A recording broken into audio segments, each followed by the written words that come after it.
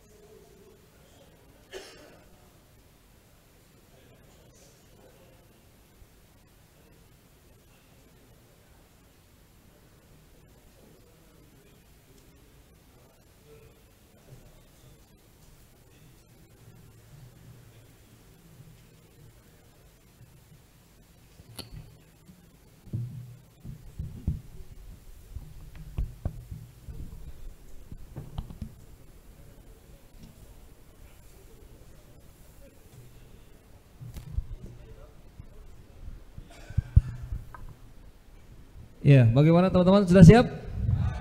Sudah ngopi belum? Sudah ya. Kopi sudah ada di sana, teh sudah ada, snack juga masih ada sepertinya. Boleh dibawa sambil nyemil, sambil menikmati sajian materi yang akan kita dengarkan bersama. Dan ini alhamdulillah luar biasa materi hari ini dan narasumber kita hari ini, sore hari ini luar biasa.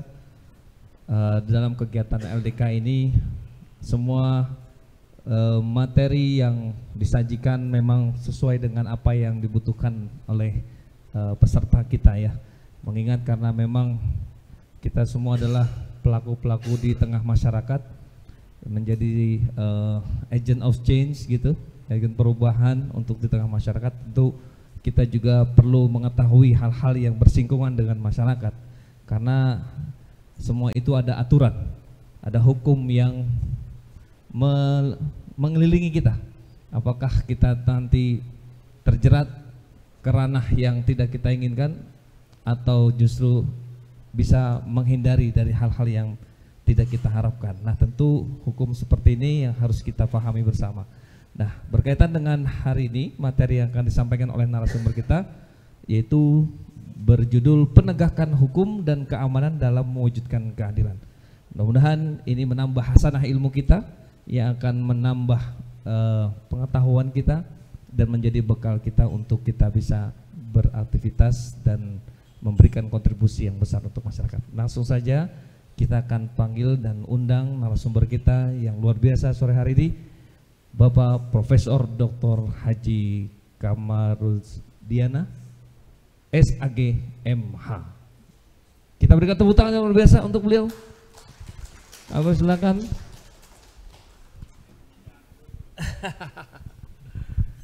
Ya, silakan. Dan juga kita akan didampingi nih oleh Ketua Bidang Hukum DPP Puhab Jakarta, yaitu Bapak Khalidin ya. Ya, Dr. Khalidin, Masya Allah, beliau ini juga pakar ya hukum, yang insya Allah juga nanti akan memberikan pencerahan buat kita dalam hal ini. Baik, Selanjutnya kita tidak panjang kalam karena waktunya sangat singkat ini, Ustaz. Jadi kita akan langsung berikan waktu sepenuhnya untuk penyampaian materi, sekaligus nanti kita sambung dengan tanya jawab berkaitan dengan apa yang disampaikan oleh narasumber kita. Dan ini sedikit biodata yang beliau sampaikan kepada kita, Masya Allah. Singkat ya, saya sampaikan sedikit tentang pendidikan formal beliau, non formal beliau. Ya, beliau pernah berpendidikan di penelitian di UNISA Brunei Darussalam tahun 2019. Kemudian di bidang di nasional, kancah nasional, beliau juga pendidikan mediator Jakarta tahun 2018. Pendidikan khusus profesi advokat tahun 2003, dan di kancah internasional beliau juga di short course international research di Leiden University Belanda Desember 2016. Dan pengalaman jabatan beliau Masya Allah, tabarakallah, beliau juga seorang wakil dekan bidang kemahasiswaan dan kerjasama FSH ya tahun 2023 sampai 2027. Kemudian beliau juga pernah di Pusat Pengkajian dan Pengembangan Jaminan Produk Halal UIN Syarif Hidayatullah Jakarta tahun 2022 sampai 2026, masih berlaku nih itu ya. Kemudian Kepala Pusat Pengabdian Masyarakat UIN Syarif Hidayatullah Jakarta, Sekretaris Program Magister Sekolah Pasca Sarjana UIN Syarif Hidayatullah Jakarta, kemudian Ketua Program Studi Hukum Keluarga Fakultas Syariah dan Hukum, kemudian Ketua Laboratorium Hukum Fakultas Syariah dan Hukum tahun 2013. Masya Allah, luar biasa. Ini kalau saya bacain nggak kelar sampai maghrib. Ya, Masya Allah. Mudah-mudahan tentunya apa yang akan beliau sampaikan sekali lagi bermanfaat buat kita semua. Dan sekali lagi acara ini nanti langsung dikawal oleh Bapak Dr. Alidin. Untuk itu kepada beliau kami persilahkan. Sallu ala Muhammad.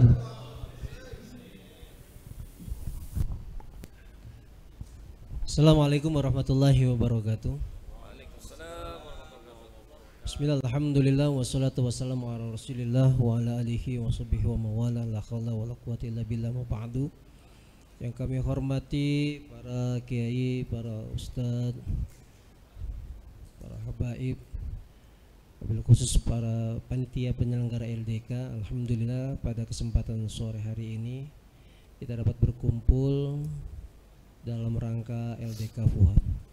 Tidak berpanjang kalimat, marilah kita mencoba untuk mendengarkan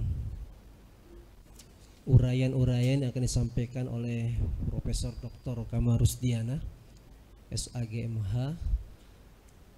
Banyak sekali hal-hal yang bisa kita dapati dari beliau. Mudah-mudahan itu bermanfaat bagi kegiatan PUHAP.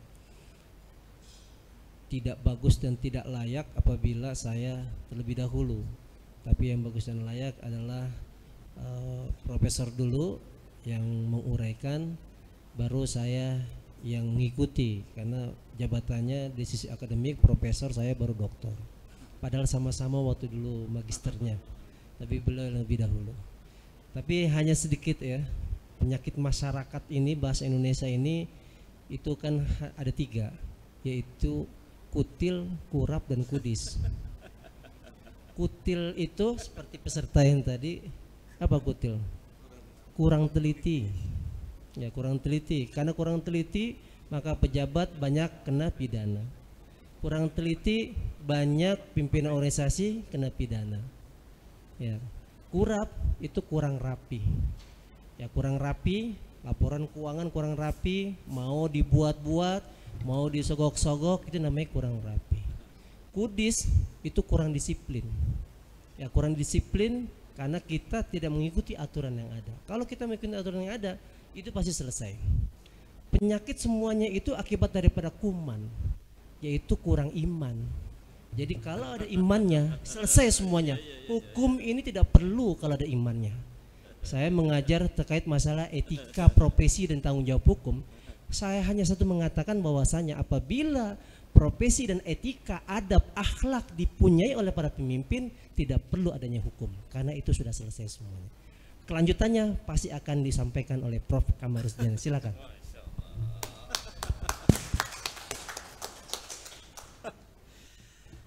Assalamualaikum warahmatullahi wabarakatuh. Waalaikumsalam warahmatullahi wabarakatuh. Innal hamdalillah nahmaduhu wa nasta'inuhu wa nastaghfiruh wa na'udzu billahi min syururi anfusina wa min sayyiati a'malina. May yahdihillahu fala mudhillalah wa may yudlil fala hadiyalah. Amma ba'du. Segenap para alim ulama, para habaib, para guru-guru saya yang sama-sama dimuliakan Allah Subhanahu wa taala. Mobil khusus kepada segenap panitia yang rasanya luar biasa bekerjanya untuk penyelenggaraan hari ini. Dan wabil khusus lagi di sebelah kiri saya ini adalah teman seperjuangan saya sejak 2010 1998 tahun 2000, sejak tahun 2000. Jadi saya S2 sama beliau, berlanjut ke S3 di Pajajaran Bandung karena beliau juga. Jadi pertemanan ini dengan Al-Hajj Ad-Doktor Ahmad Khalidin ini hampir 23 tahun sudah. Itu yang membuat saya itu bahagia gitu. Saya juga bahagia berteman dengan Prof. Kamar karena saya dapat istri dari beliau juga. Jadi istri saya adalah mahasiswa saya yang jodohin dia. Berkah. Maksudnya kalau para ulama mau kawin lagi silakan bilang ke saya. Jadi alhamdulillah Pak, kenapa itu ya hadis Nabi saja kita ngamalinya ya. Man ahabba ayyubsata fi rizqihi wa yunsha'alahu fi atharihi falyasil rahimah. Jadi itu aja yang jaga tali silaturahmi biar apa? Tumbuh, kita punya rizki dan kita ada bekas kebaikan-kebaikan dalam hidup kita itu. Ya udah, banyakin gaul aja gitu. Dan gaulnya alhamdulillah sampai saat ini saya di kampus Pak. Jadi udah, tadi makanya ngitung dulu saya Pak, 98 saya jadi PNS di IAIN Jakarta. Sampai sekarang ya masih di UIN Jakarta. Dan beliau adalah salah seorang dosen tamu kita di UIN awal-awal, Pak Dr. Ahmad Khalidin, sehingga beliau akhirnya dapat istrinya orang UIN Fakultas Syariah dan Hukum. Berkah silaturahmi. Yang kedua, saya itu akhirnya dibawa Pak Doktor ini ke keliling para alim ulama gitu. Jadi kami itu dulu sering ngaji Pak sama mu'alim Syafi Azami. Mu'alim sampai saya diberikan amanah oleh mu'alim itu untuk sama-sama mengkader santri Arba'in yang di Gandaria ya, santri Arba'in. Jadi saya sempat ngajar Pak santri Arba'in mu'alim Syafi Azami yang memang dia punya tandeman itu adalah Al-Habib Sagap bin Mahdi bin Abu Bakar bin Salim di pesantren Nurul Iman Parung. Nah, jadi itu sekarang berarti sekitar sudah 15 tahun Pak saya masih terus aja pengen ngabdi di Nurul Iman Parung. Kemarin jadi ngasih kuliah umum lagi karena sudah ada S2-nya. Jadi tetap saya berziarah dengan dua mu'alim ini, mu'alim Syafi Azami dan Habib Sagap. Masih mengajar Pak di sana walaupun tidak lagi rutin ngajarnya tapi sebatas kuliah umum segala macam gitu. Ya wasilah beliau Pak Ahmad Khalidin ini yang luar biasa. Saya akuin saya kalah Pak, karena beliau tuh suka puasa Senin Kamis. Nggak tahu sekarang puasanya kuat beliau itu. Begini-begini ya punya kawan ini luar biasa puasa Senin Kamisnya ya. Jadi sehat, alhamdulillah, mudah-mudahan beliau diberikan kesehatan terus ya, sehingga fuhab ini juga bisa dikawal. Yang rasanya kemarin saya nonton di Kompas TV itu, fuhab itu ada bersama Pramono Anung.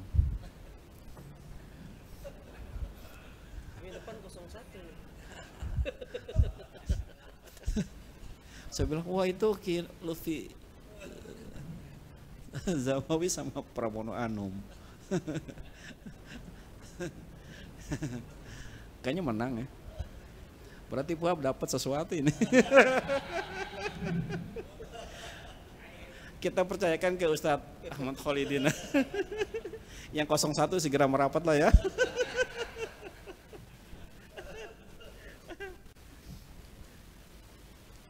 ...2022 kemarin saya ke hampir sebulan Pak di Korea Selatan. Jadi ngimamin di masjid. Orang kita Pak, pekerja kita di Korea itu puluhan ribu. Dan mereka itu nyisihan uangnya untuk beli masjid, tapi ruko Pak, di ruko-ruko gitu, kayak gini ya, banyak ruko gitu. Sekitar inilah Pak, 8 miliar segini Pak. Uangnya dari mana? Mereka nyisihin gaji mereka gitu, setiap bulan. Tiket, pesawat, segala macam mereka yang nanggung gitu. Jadi saya ngimamin Pak di sana setiap 5 waktu, nggak kemana-mana. Tapi samping masjidnya itu diskotik kemana tempat pijat. Betul. Iya. Betul. Sampingnya itu Pak, biliar, panti pijat, kafe macam-macam. Karena ruko, ya namanya negara kafir. Tapi masjid sekarang tumbuh banyak sekali Pak. Bahkan di Akihabara namanya, di Jepang.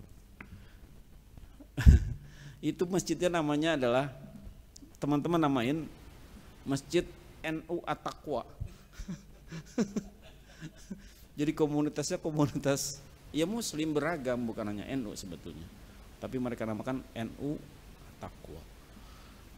Kenapa bisa ke sana Pak? Ya karena kampus ngurusin mahasiswa KKN UIN Jakarta. Saya bawa KKN sekarang nggak tanggung-tanggung Pak, saya bawa ke Saudi Arabia, di Mekah, sekolah Indonesia di Mekah. Jadi saya punya mahasiswa itu setiap sore jam segini langsung ke Haram, ambil ke Bir Ali gitu ya, miqat, kemudian umroh setiap sore. Jadi alhamdulillah, maksud saya sekarang itu sampai sekarang ya Korea, Saudi, Hong Kong, mereka pada kakaknya jauh-jauh Pak. Mungkin kalau anak bapak ada yang di UIN Jakarta, suruh aja kakaknya jangan di Ciputat, minimal ke Malaysia. Jadi kemarin ya gitu, ke Malaysia aja Pak. Baik, ini hukum ya. Sebetulnya yang paling lihai dan paling menguasai bidang hukum adalah kawan saya Pak. Karena beliau udah tampil di TV melulu kan. Ngawal Johnny G. Plate beliau. Ngawal Ridho Roma Irama anaknya beliau. Kalau gitu kita sering ke beliau aja ya.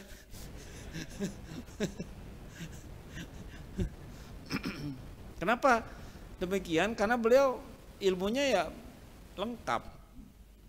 Ilmu praktisi sebagai advokat dan ilmu sebagai akademisi yang ngajar di program S2 dan S3 di Muhammadiyah, Fakultas Hukum. Jadi lengkap, udah kita wakilkan beliau aja Pak. Nanti kita dialog ya Pak ya, dialog ya. Saya ingin langsung ke kasus Gus Miftah.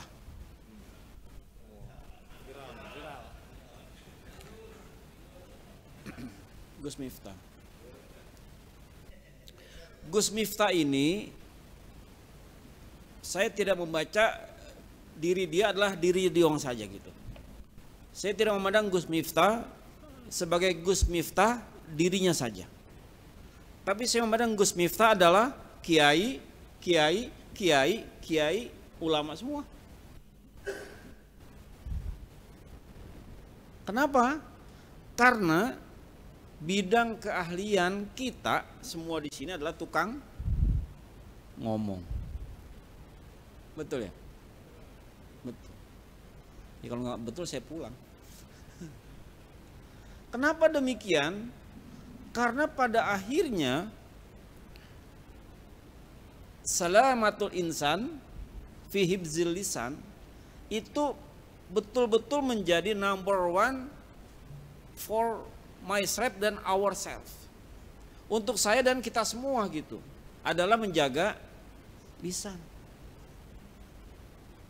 Makanya saya bilang memandang Gus Miftah bukan sebagai dia pribadi, tetapi memandang Gus Miftah sebagai kita semua yang bergelut di masyarakat sebagai orang-orang yang mengajarkan dan mensyiarkan ajaran Islam. Ada bahasanya di sini adalah namanya ihtiyat. Apa? Artinya kehati-hatian, Pak. Wong kalau kita udah dakwah depannya banyak orang itu mic kayaknya udah milik kita, orang udah pada ngangguk semua tuh. Buktinya apa? Ketika dibilang goblok, itu sampingnya dia tuh kiai terbahak-bahak. Menandakan apa itu? Mungkin lucu gitu. Iya kan? Padahal ada pasal yang bisa dikenakan ke Gus Miftah adalah pasal penghinaan di muka umum. Itu kalau nggak dimediasi dan dia bisa ngadu ke polisi, maka jadilah ini masuk ranah pidana. Kita sama-sama tuh Pak. Kalau sudah lagi ceramah Maulid Nabi, bukan kita lah Bapak ya. Ceramah Maulid Nabi, apalagi mungkin khutbah Jumat, hati-hati. Jangan sampai mengeluarkan yang namanya sifatan hujatan. Apalagi penghinaan. Pasalnya pasal berapa dan ayat berapa, samping saya akan menjelaskan, hati-hatinya.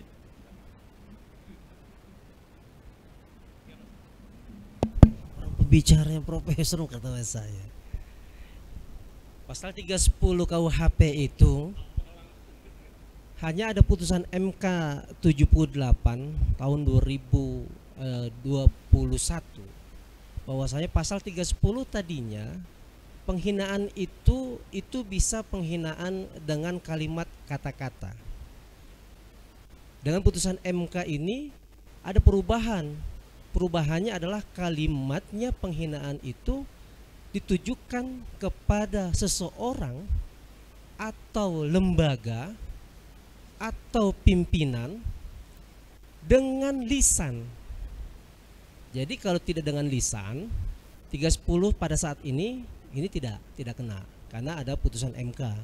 Tadinya dengan tulisan itu bisa. Atau dia di 311. 311 itu menghina secara langsung. Itu bisa dikenakan. Nah, sekarang kebanyakan karena sudah menghina tersebut itu dipublikasi, terkena juga dijungtokan dengan Undang-Undang ITE pasal 27, pasal 28, pasal 43. Nah, Undang-Undang ITE undang-undang yang memang tadinya ditujukan hanya untuk ekonomi, tapi juga untuk kegiatan daripada orang-orang atau peneliti hukum itu untuk kegiatan yang sifatnya menjatuhkan sebenarnya. Awal muasal undang-undang tersebut itu adalah untuk persaingan ekonomi.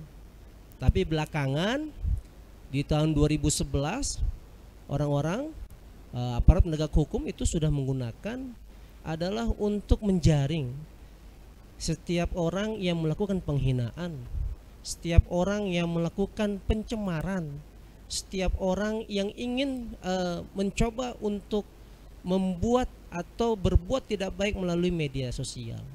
Nah, sehingga kalau di kalimatnya itu yang kemarin kita lihat ya kena berlapis, baik karena itu sudah langsung secara lisan ya 310 kena, kemudian pasal 27 Undang-Undang ITE A, B, C itu sudah 1, 2, 3 itu sudah sangat cukup.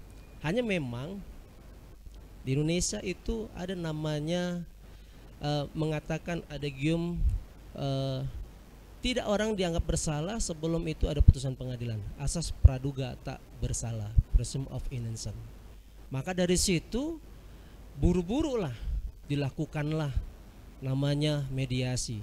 Karena sekarang ini memang penjara sudah sangat penuh, over kapasitas. Karena itu hal-hal yang seperti ini, penghinaan, itu aparat penegak hukum harus melakukan perdamaian terlebih dahulu. Jangan sampai sedikit-sedikit menghina. Tapi itu kalau yang dilindungi pemerintah. Tapi kalau menjadi musuh pemerintah langsung dihabisin, langsung diproses. Itu sudah pasti. Kalau kiai-kiai yang sekarang notabene-nya pakai fuhab, yang tadinya tidak mendukung Pramono, mungkin juga dihabisin. Karena Pramono yang menang. Yang dulu kan kita tidak mendukung Prabowo gitu kan. Pada saat mungkin kampanye kemarin, kemudian kita melakukan penghinaan pada saat ceramah, mungkin juga bisa langsung. Jadi hukum itu diletakkan bahwasanya hukum bisa dijalankan dengan orang yang bisa menguasai hukum. Hukum asalnya ada di undang-undang, yang membuat undang-undang adalah anggota DPR adalah orang politik tersebut adalah orang yang bisa digerakkan oleh orang yang punya duit. Akhirnya selesai hukum itu. Selanjutnya pasti akan bisa dijelaskan oleh Prof. Kamal.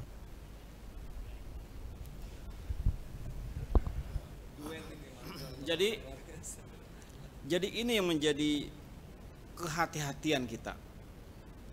Apa? Salamatul insan fi hibzil lisan. Hati-hati. Dan ketika saya menjadi mediator di Pengadilan Agama Jakarta Barat, Pak, kemarin sempat, tapi sekarang udah berhenti. Capek ngombalin sesama laki-laki. Itu masalah privat antar individu dibawa ke wilayah publik. Apa caranya? Di status, orang baca statusnya dia ngomel-ngomelin lakinya lah, orang lain lah, temennya lah, segala macam. Teman yang gak suka dihina segala macam, di statusnya itu ngadu ke polisi. Facebook tulis panjang sama dia, Instagram ditulis panjang sama dia, TikTok, punya TikTok di sini. Yang punya TikTok siapa di sini? Anak muda ketahuan. Kalau yang jadul-jadul nggak punya nih. Termasuk saya maksudnya.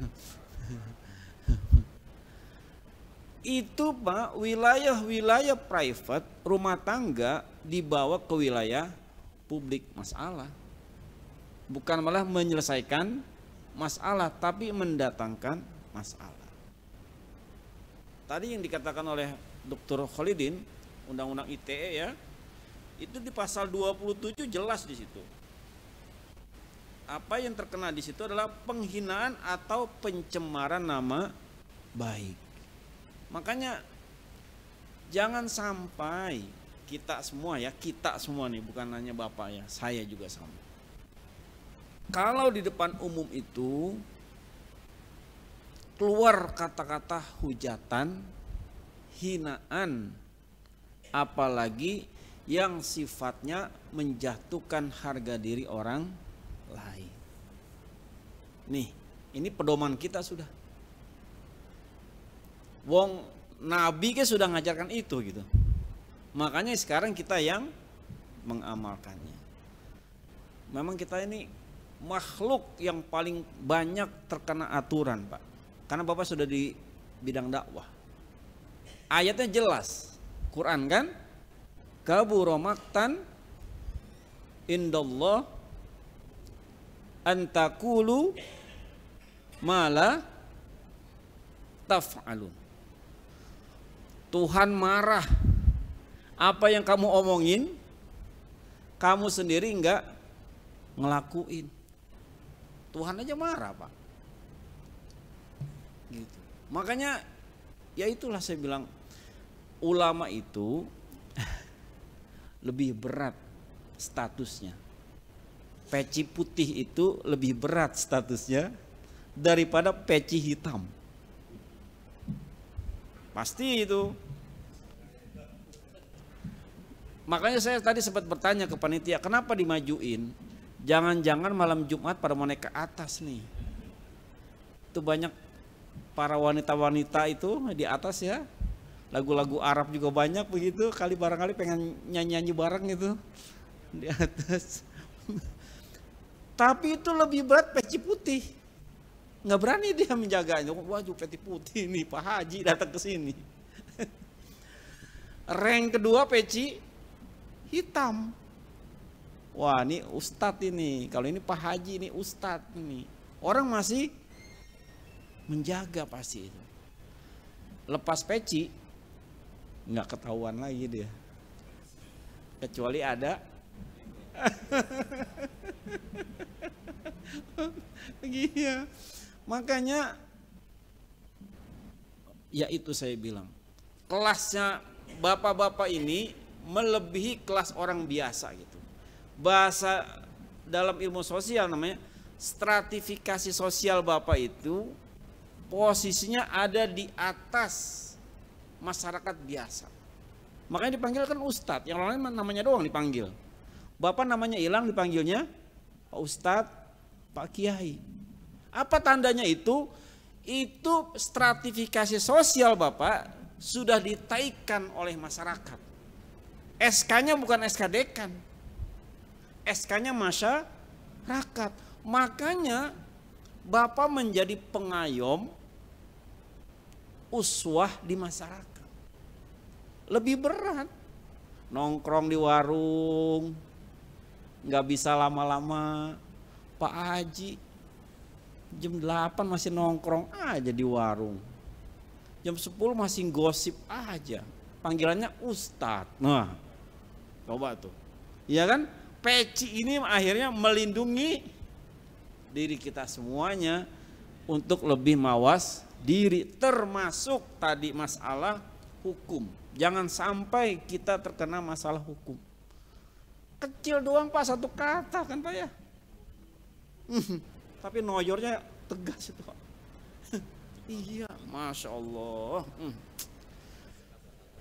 Akhirnya sekarang apalagi era digital, yang bagusnya enggak di-upload, enggak di-share, yang jeleknya diungkap.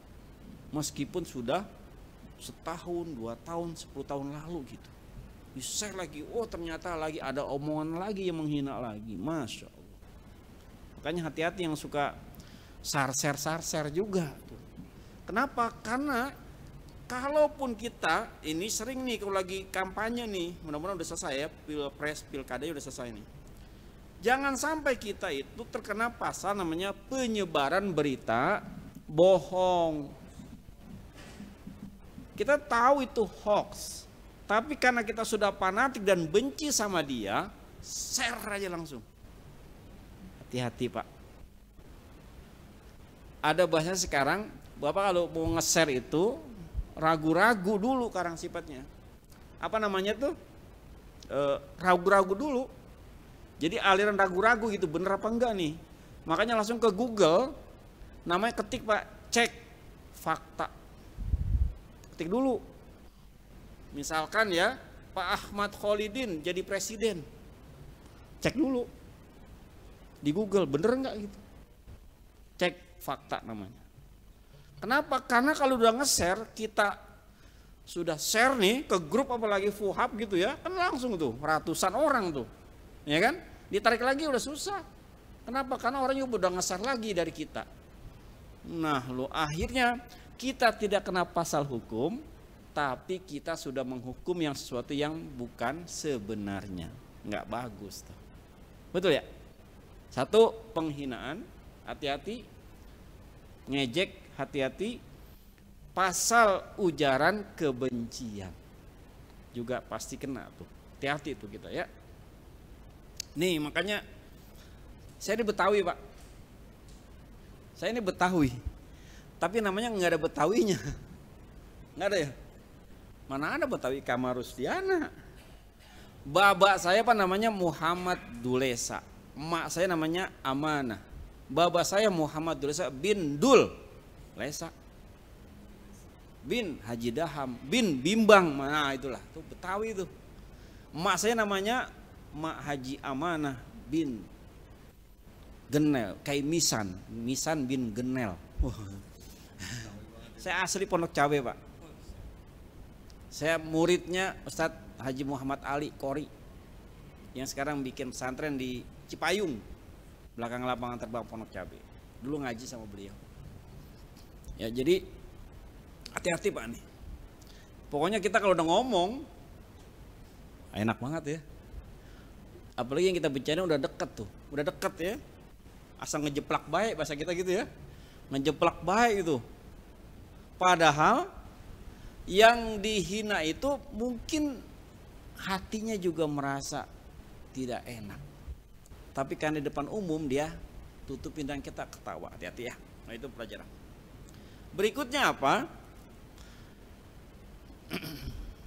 Berita hoax itu mesti kita jauhi. Ya. Cek fakta. Makanya Pak sekarang itu dakwah yang benar pasti akan dicek keilmuan kita itu satu, Qur'annya apa, hadisnya apa, pandangan ulamanya bagaimana. 3 ini Pak, pondasinya. Ini dasar kita dakwah. Gitu kan? Kan dibilang, wah dia salafi itu, segala macam. Kenapa? Quran hadis.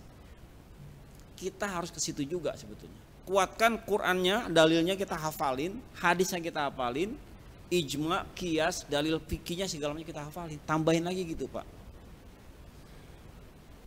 Kenapa jangan sampai nanti menyampaikan ajaran agama akhirnya berdasarkan asumsi kita gitu. Tapi ada dasarnya, dasar hukumnya. Saya nggak kelihatan di sini. Ini handphonenya suka tutup. Ya. Nah, sekarang bagaimana Pak dengan lihat kondisi sekarang ini? Pertama adalah kita hidup di Jakarta, ya, hidup di Jakarta. Penduduk Indonesia 93% doyan sama agama. 93% Pak. Doyan sama agama. Bapak pernah dengar namanya kemarin Menteri ATR BPN wafat, bukan Menpan RB wafat, yang dari PDIP, Cahyokumolo wafat kan Pak ya, PDIP Pak, kan kesannya PDIP itu kan orang nasionalis, ya kan, pokoknya sama agama kesannya bagaimana gitu ya, untuk tidak mengatakan tidak beragama nggak mungkin gitu, tapi nasionalis. Dia itu mendekati hari-hari akhirnya seakan-akan sudah ada firasat gitu Pak. Malam-malam kalau mau tidur, dia itu senang betul baca Quran dan dengerin Quran. Cahyokumolo. Coba Pak. Ya kayak Bapak lah ya, kalau tidur kan senang dengerin juz amma dulu segala macam kan, kalau mau tidur gitu kan, baru pulas gitu ya. Ya kayak Bapak lah. Insya Allah. Iya. Maksudnya apa? Karakter orang Indonesia ternyata Pak, ini pangsa pasar Bapak ini. Dia semakin bertambah usia 50 ke 60, 60 ke 70, dia akan kembali kepada saat dia kecil. Di mana orang tua ngajarkan agama. Dan dia akan merindukan suasana tersebut. Makanya kalau Bapak bikin pengajian jamaah tablik ya, jamaah tablik semakin ramai Pak sekarang. Karena banyak orang-orang yang dulunya ngejar dunia terus gitu ya. Ketika dia sudah pensiun, maka dia akan mencari Tuhannya kembali. Makanya dia lari dari masjid ke masjid segala macam. Kayak ayahanda ini, bisa bayangkan Pak, ayahanda berdua ini bisa sampai ke Korea Selatan Pak. Cuman buat sholat doang. Jamaah tablik hebatnya Pak. Keliling dia Pak. Jadi orang Indonesia 93% itu sampai saat ini tetap memandang bahwa agama adalah sangat dibutuhkan dalam kehidupan. Berarti apa? Peran para alim ulama, para tokoh agama, baik itu pendeta maupun yang lainnya di Indonesia sangat-sangat diperlukan. Beda Pak, di Korea itu sudah nggak laku Pak. Gereja udah kosong. Jepang sama Pak. Oh mereka kawin aja udah ogah. Saya ada namanya Maastricht. Maastricht itu di Belanda Pak.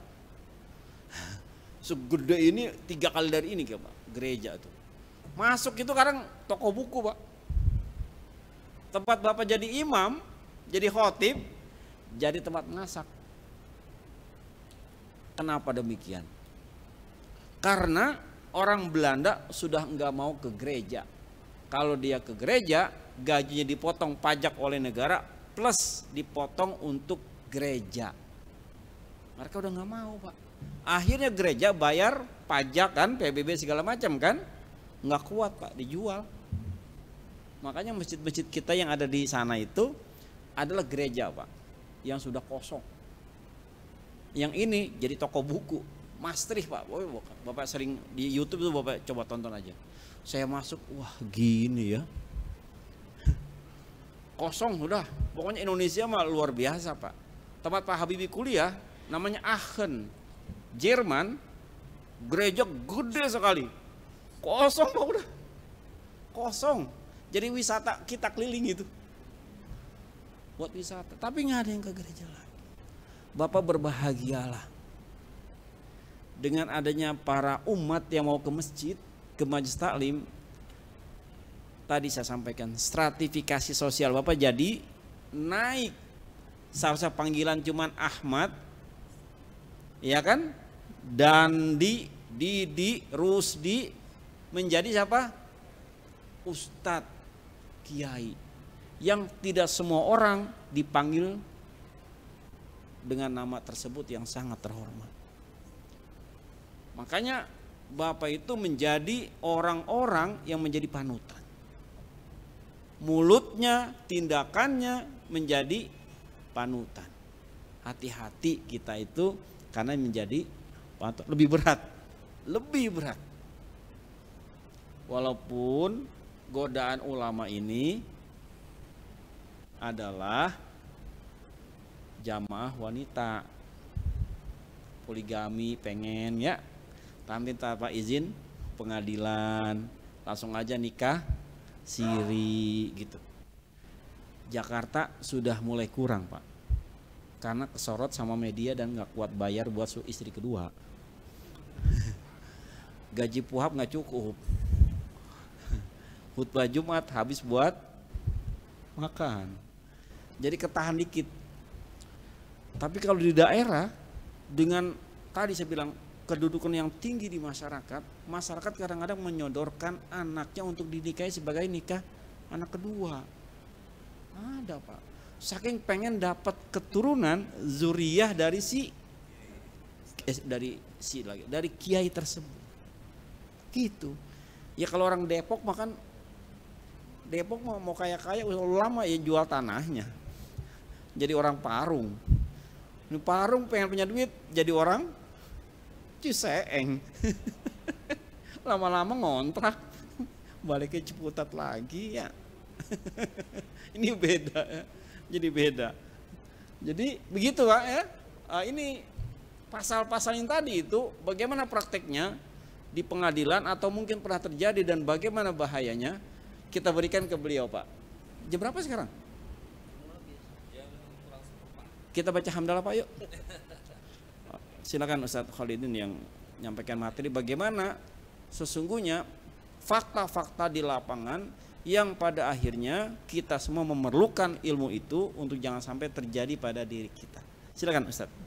Ya, memang harus ada kehati-hatian dalam menggunakan kalimat-kalimat. Seperti kemarin ada kalimat viral juga terhadap PUHAP. Kita dari divisi hukum menyelesaikan yang dilakukan oleh Novel. Ya. Pada saat kalimat tersebut itu di-share ke saya oleh ketua umum, saya katakan mohon izin Kiai, bahwasanya kalimat tersebut itu tidak memenuhi unsur dari pasal 310 ataupun pasal 27 atau 28. Loh kenapa emang? Karena memang Novel itu dia mungkin sudah pernah belajar terkait masalah untuk menghindari jika menggunakan kalimat tersebut itu tidak dapat dihukum oleh pidana. Maka kemarin saya juga memberikan pelatihan DMI di sini. Saya berikan trik-trik bagaimana caranya untuk menghindari dari pasal-pasal tersebut. Kenapa ada di situ? Karena novel menggunakan kalimatnya oknum, fuhab. Oknum fuhab. Jadi kalau ada kalimatnya oknum, kalau kita katakan oknum polisi itu, oknum dari pemerintahan itu, maka kalimat apapun juga yang di belakangnya itu tidak akan kena. Karena kalimatnya oknum. Kalimat oknum itu kalimatnya adalah masih kalimat yang bersayap. Tindak pidana penghinaan, pencemaran 310 ataupun di ITE itu ahlinya ada dua, ahli bahasa terlebih dahulu baru ahli hukum. Ahli bahasa mengatakan itu memang penghinaan, baru kita mengatakan itu dalam pasalnya dikenakan. Maka kalau ada kalimat oknum, kalau bapak-bapak misal mau mengkritisi pemerintah, itu kalimatnya pakai aja oknum. Atau kalau mau mengkritisi pemerintah harus dengan data yang valid. Haris Azhar mengkritik pada saat itu Luhut. Siapa yang marahin sama Luhut pada saat itu? Sampai dia dituntut, sampai dia di pengadilan, tapi dia bebas. Karena apa yang dituntut? Yang dituntut adalah kalimat-kalimat dia mengatakan bahwasanya Luhut dibalik daripada proyek yang ada di Papua, di Freeport. Tapi kenapa dia bebas ya? Karena datanya valid memang. Kalau Bapak punya misalnya mengkritisi dari pemerintah daerah gitu kan, bahwasanya wali kota ini telah melakukan penilapan uang misalnya, tapi datanya valid, boleh. Atau dari terkait masalah dana BOTI misalnya diambil oleh pengurus DMI gitu kan, datanya ada nggak masalah. Wah, kalau fuhab datanya untuk fuhab doang kayaknya. Gitu. Kalau datanya ada boleh. Tapi kalau tidak berani juga tidak usah melakukan kalimat-kalimat yang ditambahkan. Buniyani salahnya apa? Yang salah kan si Ahok.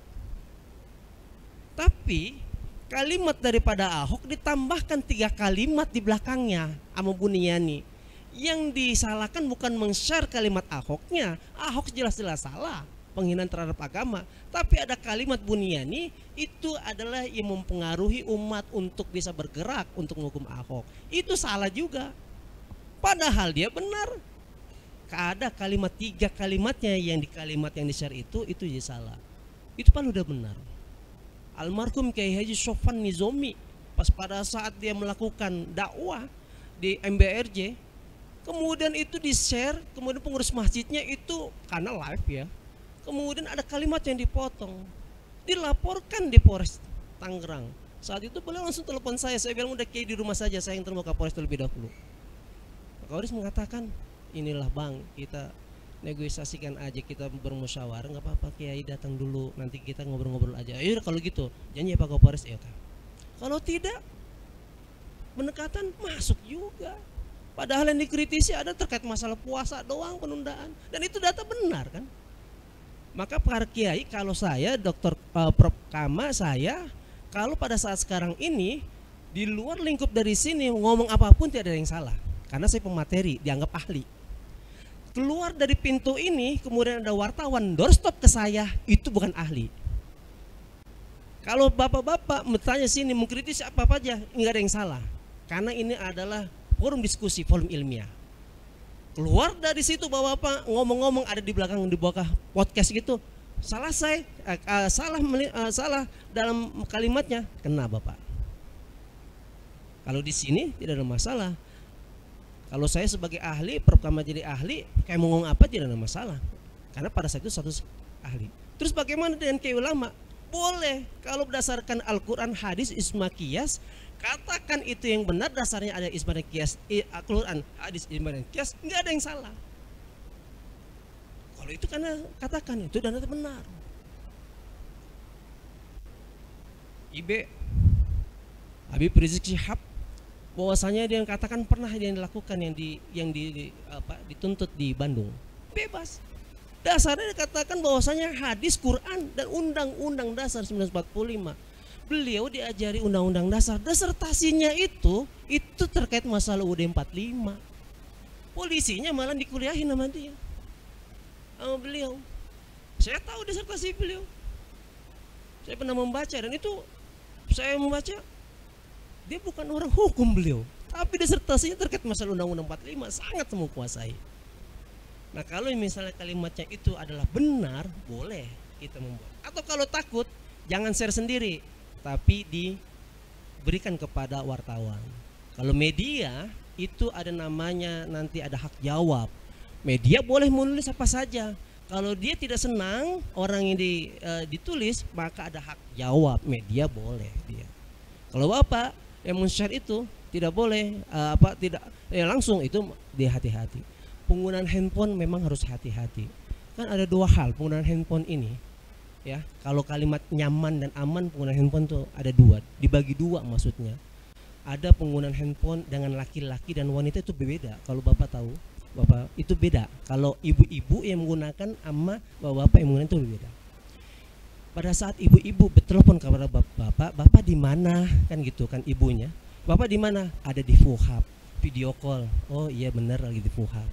Di puncak kan, itu istri aman. Pas pada saat kita bapak yang telepon pada ibu di mana? Di rumah, aman. Video call, aman. Kita juga aman, ya kan? Aman kita. Ibu di rumah. Kalau ibu katakan ibu di mana? Ibu lagi di puncak. Nah, pasti bahwa bapak enggak jadi ke puncak. Karena ibunya ada di puncak. Lebih baik kita geser lagi ke Bogor. Karena tidak aman. Iya. Jadi ada hal itu. Jadi penggunaannya pun itu antara aman dan nyaman itu beda penggunaannya.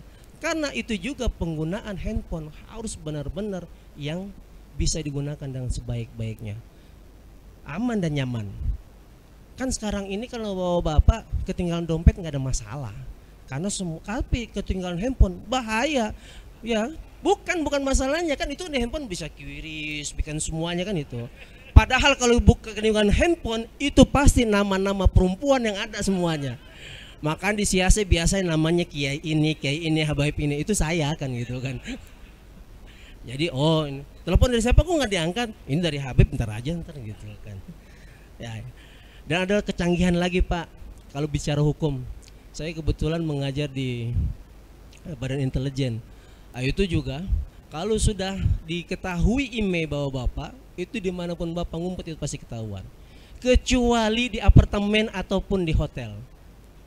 Itu kalau di apartemen hotel dia tahu sebenarnya apartemen itu saja. Tapi di lantai berapa itu nggak ketahuan karena pakainya satelit. Satelitnya tidak bisa di muka ini. Maka biasanya ditungguin kapan dia keluar dari apartemen, kapan dia keluar dari hotel. Maka kalau dia mau selingkuh jangan di kontrakan, tapi di apartemen atau di hotel. Itu yang tidak ada landasan iman. Tapi tadi Prof Kamal mengatakan statusnya ini yang berat. Ada peci putih, ada peci hitam. Maka saya kalau kemana-mana pasti nggak pakai peci kan gitu, biar aman. Tadi ada jenggot, tapi saya gara-gara itu jenggot saya cukur jenggot kan itu kan. Baik, itu hanya selingan dari sisi hukum. Memang harus kita kaji sebenarnya hal-hal itulah yang dilandasi dengan iman. Baik, terakhir ya Pak, ini mungkin nasihat buat saya dan kita semua lagi. Kita hati-hati ya Pak dengan pinjol, pinjaman online. Kalau jodol mah insya Allah wajahnya wajah-wajah alim. Tapi kalau uang mepet, itu rasanya pernah merasakan. Itu lagi-lagi hati-hati pinjol ya Pak. Kenapa? Karena mainannya nanti datanglah debt kolektor. Kalau sudah datang debt kolektor ke rumah orang-orang berpeci putih, berpeci hitam, stratifikasi sosialnya sudah ditinggikan oleh masyarakat, tapi dipinjol kita sangat rendah, habis dihina-hina. Bahkan handphone Bapak yang isinya kawan-kawan ulama, wajah Bapak waktu pinjol itu disebar ke seluruh nomor kontak yang ada di handphone Bapak. Hati-hati. Dan kata-katanya itu udah bajing, anjing, semua Pak itu keluar. Lunasin utang lu gitu. Saya betapa kagetnya Pak ketika seorang teman saya itu rupanya pinjol telat, tiba-tiba masuk WA ke kita, ke grup kita, orang-orang cendekiawan ini rame itu. Wih, si ini pinjem ya? Kenapa? Ini masuk handphone ke kita, wajahnya itu habis walimat itu. Dasar anjing babi. Bayar dong utang lu. Wah, saya nggak kebayang kalau itu terjadi pada kita semua. Makanya kita mesti menjaga diri lebih hati-hati melebihi orang lain, melebihi umat yang ada pada lingkungan Bapak bimbing semuanya. Itu saja mungkin semacam apa namanya kuliah singkat ya, hukum dalam waktu 1 jam yang seharusnya mungkin 5 semester. Apalagi 2 orang ini, ya Dr. Khalidin ini luar biasa. Tapi bagaimanapun karena waktu maghrib pasti kita harus taat pada panggilan Allah Subhanahu wa taala melebihi panggilan panitia fuhab. Saya mohon maaf apabila banyak kekurangan kesalahan kalimat pada sore hari ini. Makasih Dr. Khalidin sudah mengundang saya di tempat yang sangat indah ini, dan mudah-mudahan Bapak semua dalam lindungan Allah Subhanahu wa taala. Wa'alaikum minkum, wassalamualaikum warahmatullahi wabarakatuh. Waalaikumsalam warahmatullahi wabarakatuh. Alhamdulillah, Masya Allah, tabarakallah, luar biasa sekali ilmu yang disampaikan oleh Prof. Kamarus Diana dan juga Dr. Ahmad Khalidin tentunya yang selalu setia menemani kita. Dan tentunya memang pesan dari beliau dimanapun kita harus berhati-hati. Terlebih kita adalah para yang dinilai baik gitu ya sama masyarakat ya. Jadi apa namanya, pemangku agama ya, dalam kebaikan kita menyampaikan kehati-hatian kepada masyarakat, tentu kita juga harus lebih hati-hati gitu kayaknya.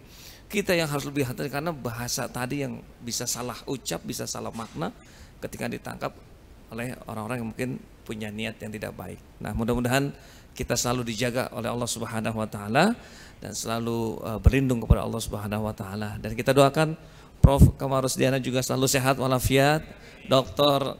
Ahmad Khalid juga selalu sehat walafiat sehingga bisa terus ya memberikan bimbingan buat kita semua. Memang sayang sekali waktunya sangat sedikit ini teman-teman semuanya.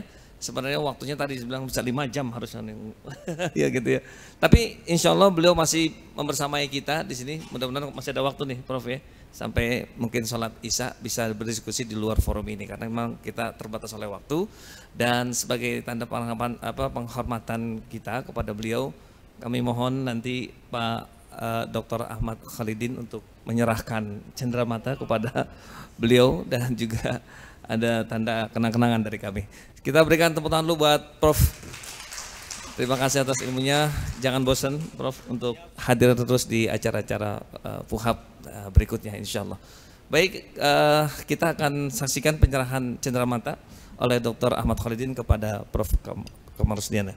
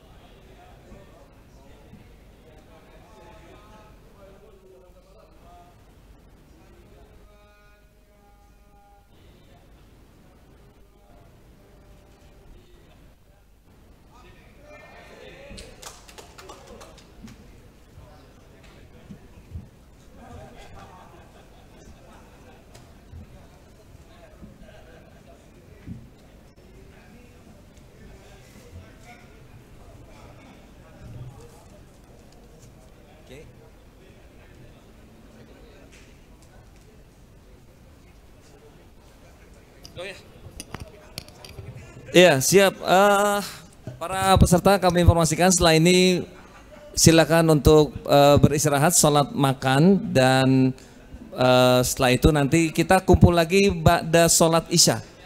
Ya, kurang lebih jam 19.45 ya. 19.45 sudah ada di ruangan. Insya Allah ya, semuanya kita kembali ke sini. Terima kasih. Assalamualaikum warahmatullahi wabarakatuh.